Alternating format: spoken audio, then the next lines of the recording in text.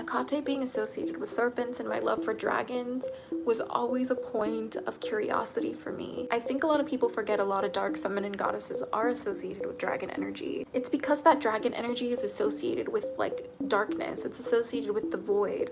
It's associated with that unknown and the unseen. It's almost as if humanity is personifying their fears as dragons. The dragons were always something to be feared and something that was awe-inspiring and something that was able to rival, if not supersede, the power of man. And especially at my time in this castle at the crossroads, the phases of the moon with Hekate, and when I say different phases, I would also say like different skins, if you will, like shedding of skins, right? We have all these different phases of the moon in our lives. We have all these different shed skins in our lives.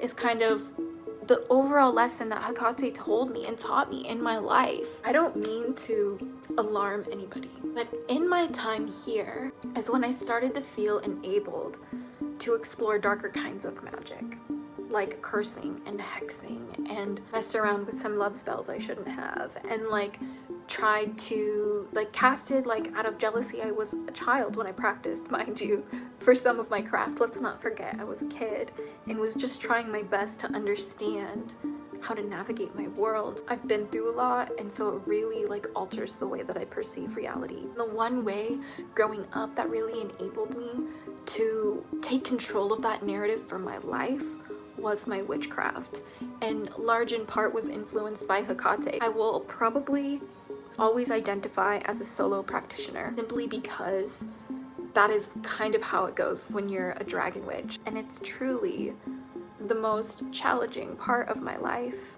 in the sense of owning the parts of myself that are less than favorable, parts of myself that I don't advertise.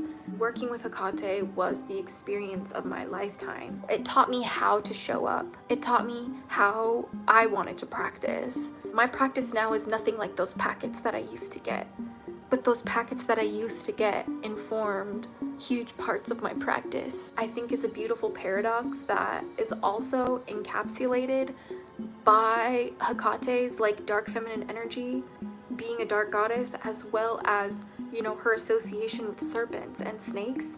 It's very serpent energy. Even between two snakes, when they shed their skins, they have different quality skins. It's different, sometimes colors, even if they're the same species, it's slightly different. It's, you know, the pattern is different here and there. It's ultimately unique.